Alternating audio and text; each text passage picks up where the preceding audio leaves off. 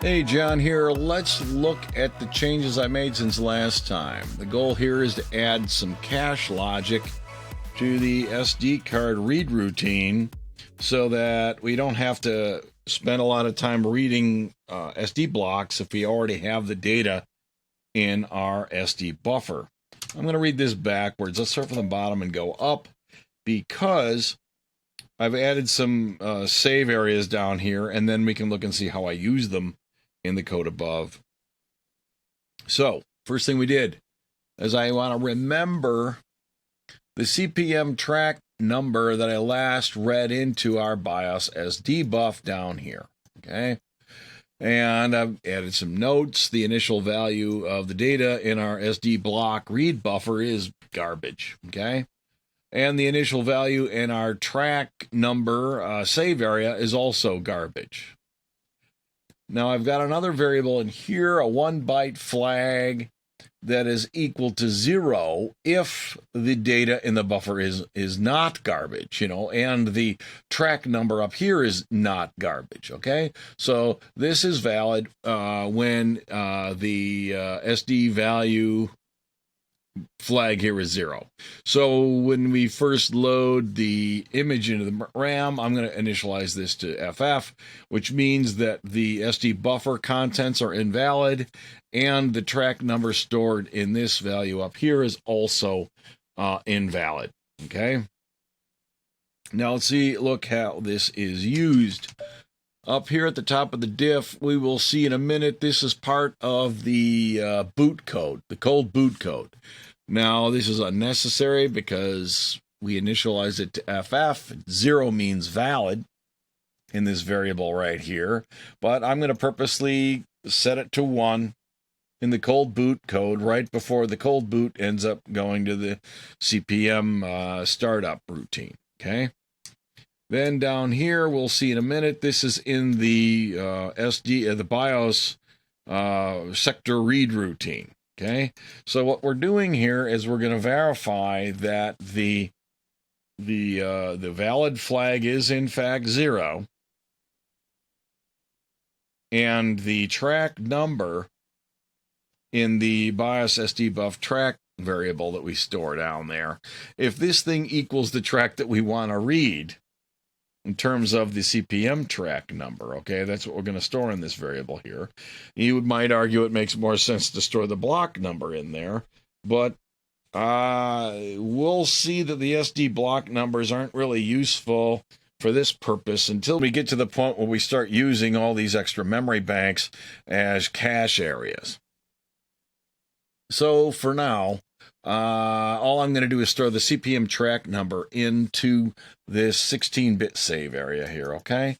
And I'm going to then compare the CPM track number that we're supposed to read in the current invocation to the BIOS read routine to the number that we last used that represents the SD block that's sitting in the buffer down there, okay?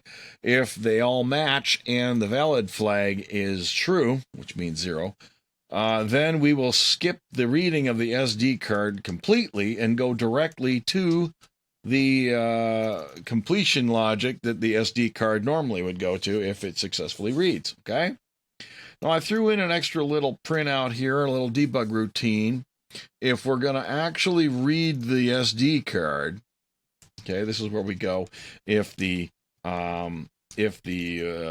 buffer is invalid, we go to read block, which is right here, right? It's going to dump out some stuff. And if the track number doesn't match, we're going to go to the read block routine.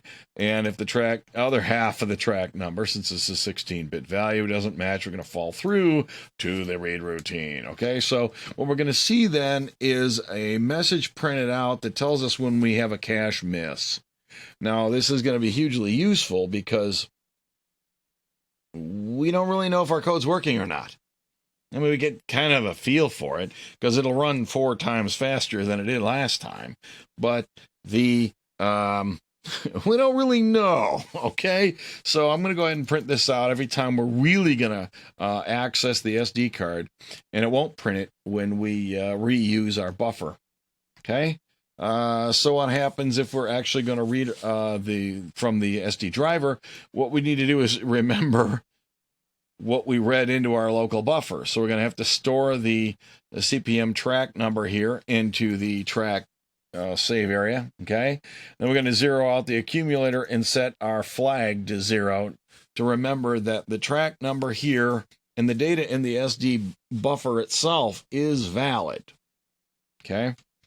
Now, we do this optimistically before we read in the data because it's actually simpler to do it this way given the if-then-else kind of logic and the branching and the driver.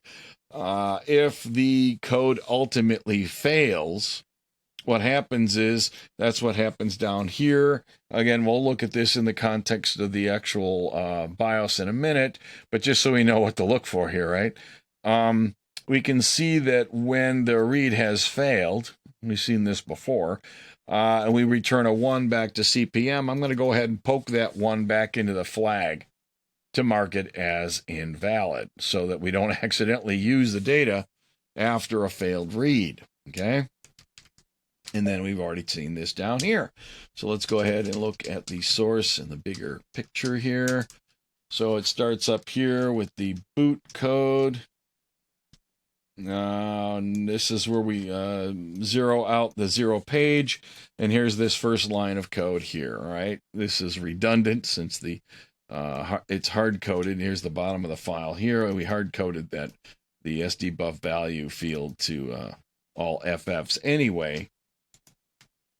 And setting it to 1 doesn't logically change anything. Since 0 is valid, this redundantly sets it to invalid. Then we saw there's no changes anywhere in here until we get down to the read routine. Down here somewhere, here's our read routine.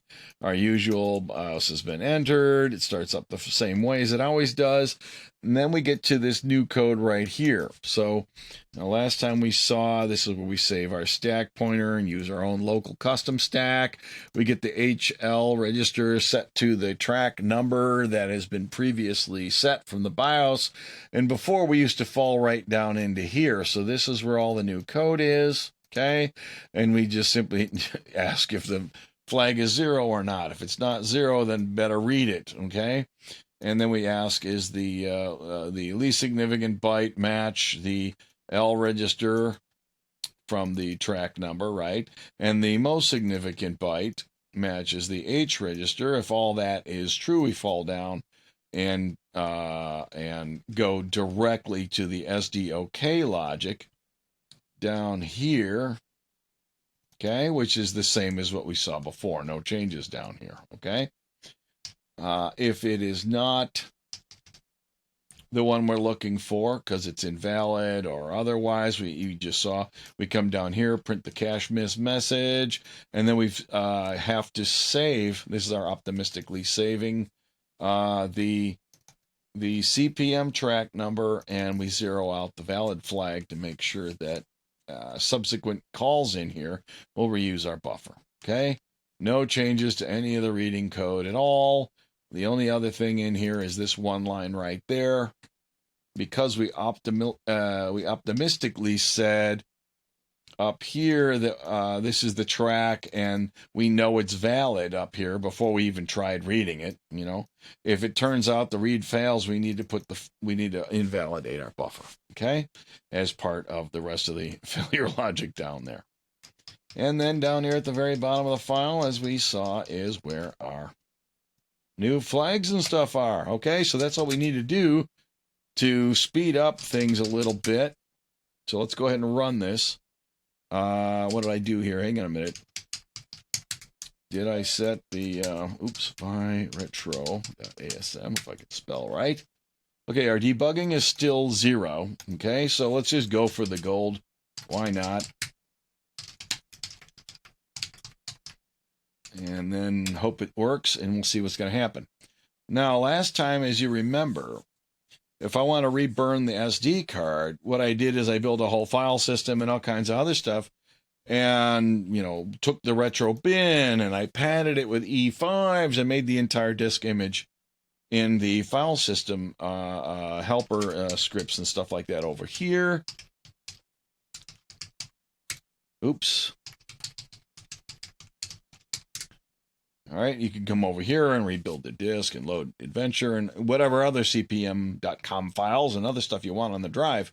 Okay, you can do all that over again. However, if I rerun this dd command, what happens is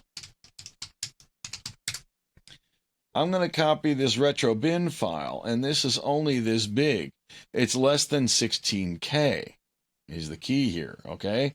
And if we remember down here, if we just simply write 16K down into this green region of our partition, our file system image, as long as we don't write past, block number 1F, it won't touch the rest of the disk. Therefore, the directory and all the other data contents on our disk image up here will be left alone.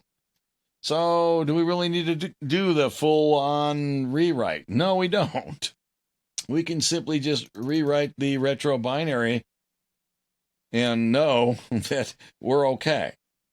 Now, I'm playing some games here, and the safest way to do this would be go back and put around, recreate the entire file system, reburn the whole thing. Yes, that would be true. What's the downside of this, right? If I take a shortcut, well, first of all, I don't have to CD around. I can just cut and paste, move on, fly through this, and everything will go fine, provided that's not bigger than 16K, right?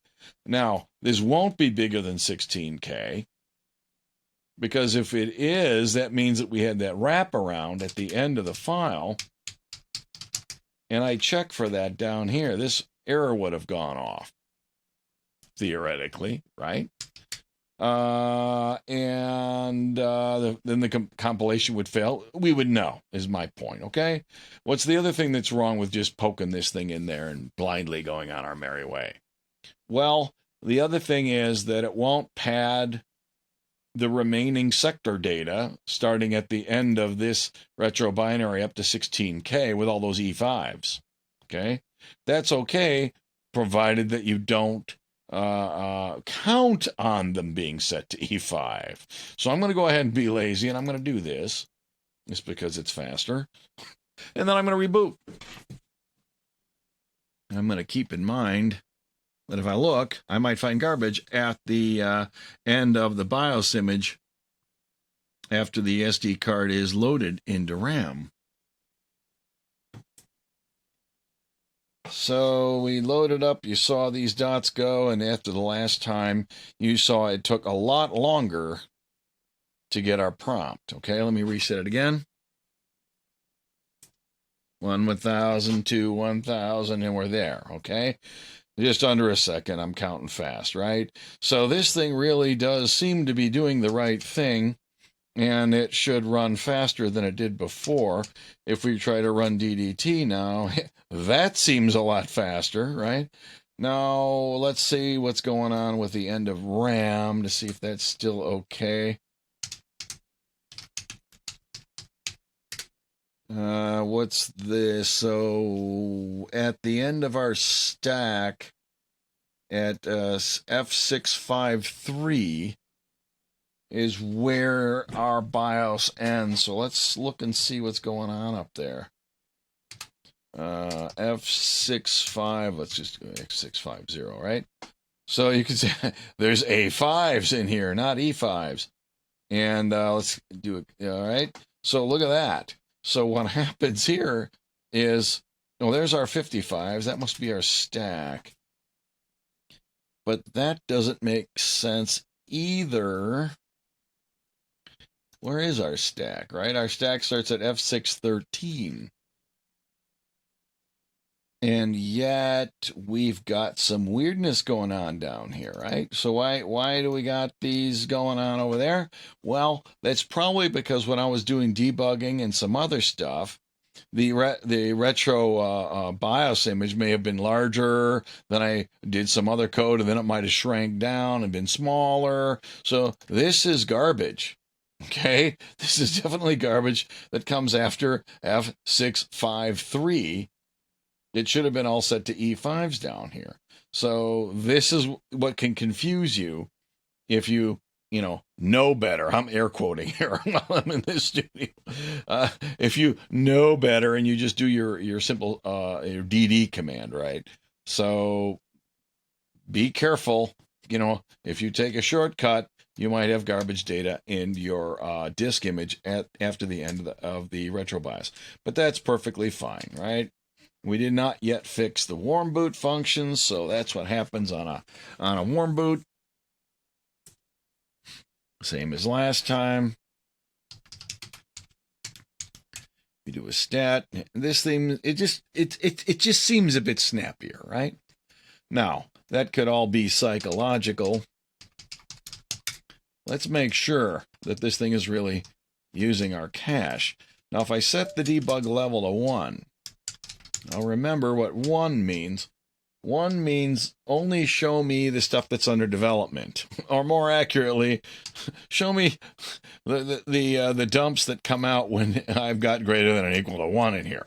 And I normally set everything to 2 for like the normal level of noisy just debug output from the BIOS.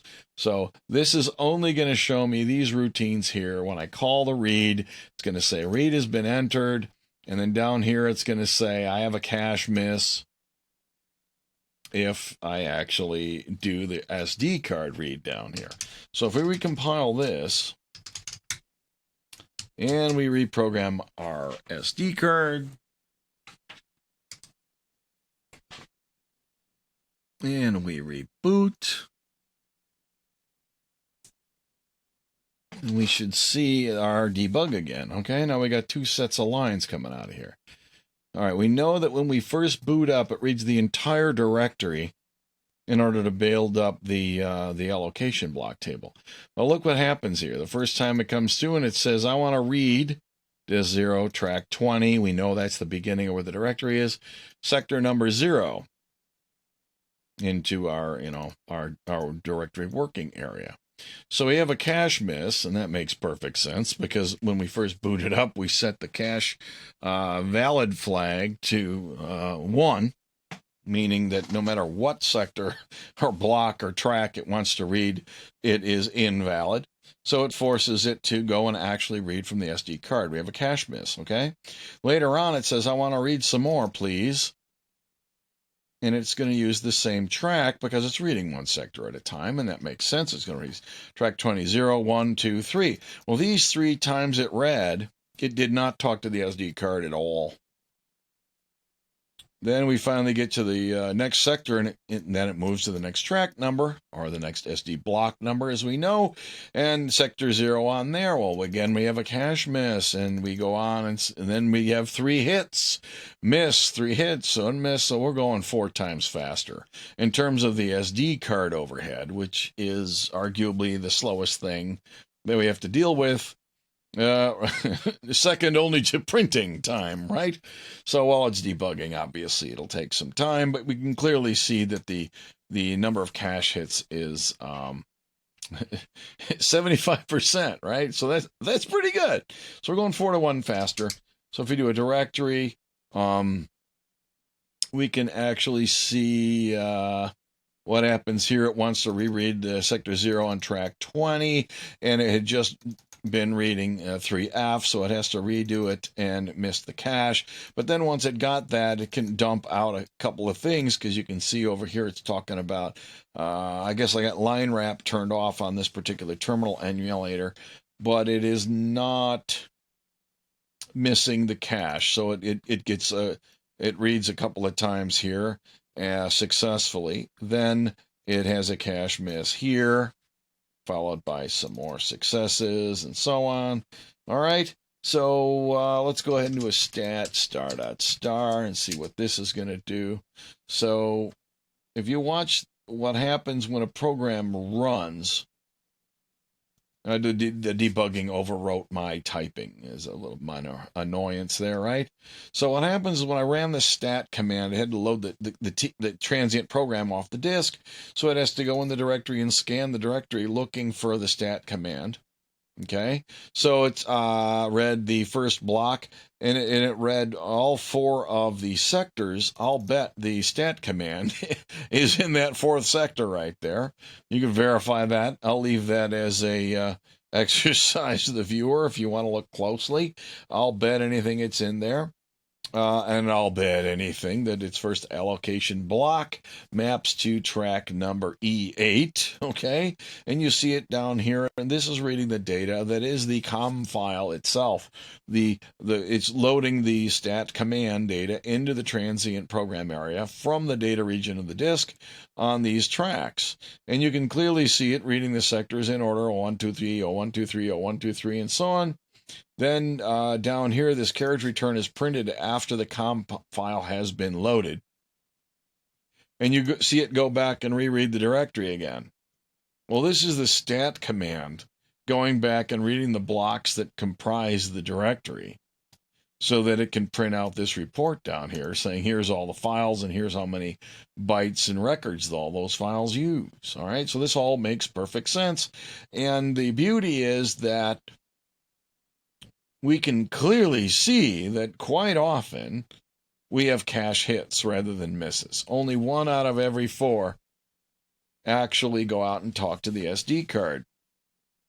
Now, if you think about it, this is very likely going to be the case almost all the time because our allocation block size, remember, is 2K. And that's the size of the chunk that CPM is going to work with whenever it deals with any data on the disk. So if I want to run this program here, say, adv.com, I want to run the adventure game, it has to read in 36K off the disk. And because we know that we've configured our disk, if we say stat dsk, even if you don't know, you can do this. There's it reading the stat command back in, and then it dumps out our information about the drive. Because the allocation block size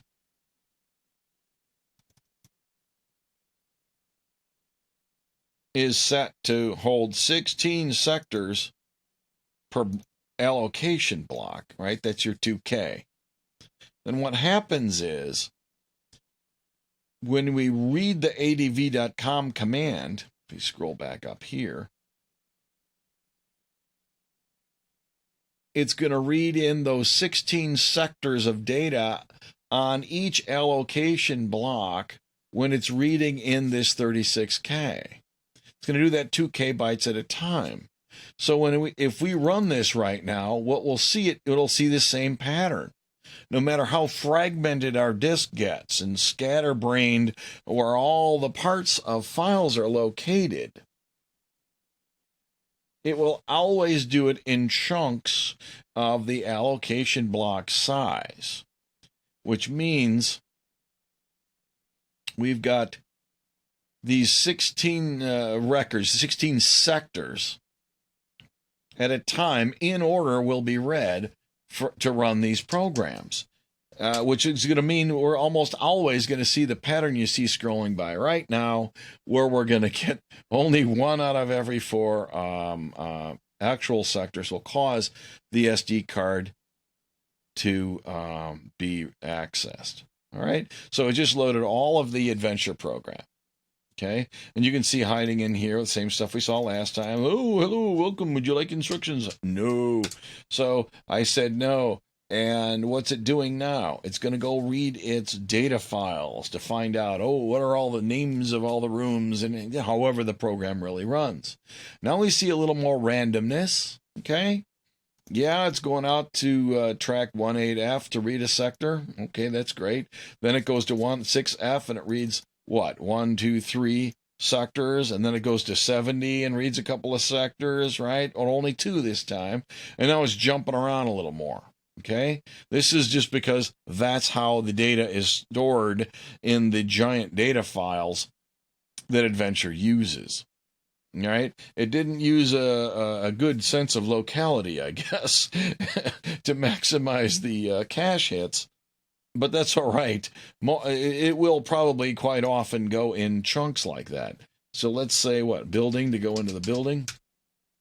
And now it's going to have to go in and read data about the building to print its message. So here's the command. And again, you can see it's not doing too well, but it did a good one here with a lot of hits. Here's some more that get a lot of hits. Here's one, here's another one. And then it's a little more random and scattered around. Okay. So what do we know here? Well, we know that at best we can go 4 to 1 faster than we used to, but it does depend on the apps. We also know that if we are loading a COM file to run it, it will go in giant chunks because that's managed by CPM. And when CPM stores its files, it always stores them in order by sector number. They're within the allocation block, I should say. It stores them in order by sector number. So we'll always see the 4 to 1 when we're loading up programs. It's only when you're running a program that does random access into its files that will determine whether or not it wants to read the sectors in order or not.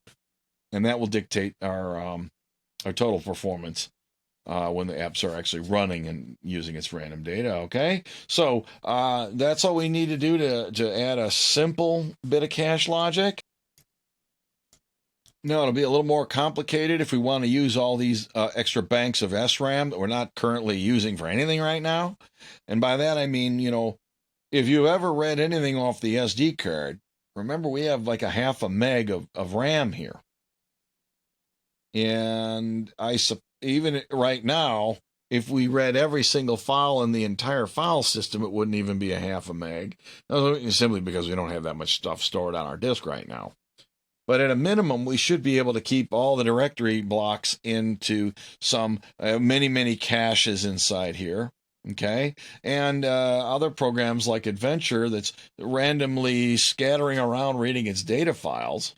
You know, if they're like 64K bytes or whatever they happen to be, right? Let's reboot and have a look-see, right, with stat. And it'll tell us how big they are.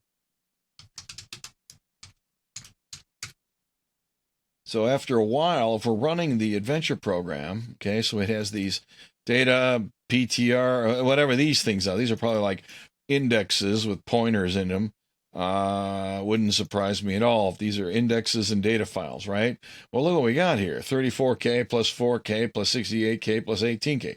Well, after a while of tinkering around with Adventure, it may inadvertently just access enough of the bits and pieces of these files to cause the bulk, the heft of them, to be loaded into our buffer cache if we allow ourselves to have more than one single block in our cache. All right. Now, we'll work on that a little bit later on. We've got other things to do in the meanwhile. But that's the kind of thing we'd want to do if we want to try to get our performance up to as well as it could go. All right, so this should help those of you like myself that might be a little impatient while waiting for programs to load. At least this will give you a 4 to 1 speed up, which is better than my recollection on certainly 5 1/4 inch floppies and even 8s. That was pretty good with an 8-inch, like a double density 8-inch. That was a pretty fast thing. But as I mentioned last time, if you include the seek time to move the head around on the floppy drive, your load time wasn't that great, okay? SD card has no mechanical head, so it goes pretty quick. We have 0 seek time, and there's no rotational delay either. So with all that removed, you've got a pretty good experience right now, and this isn't bad in contrast to what happened with real floppy drives.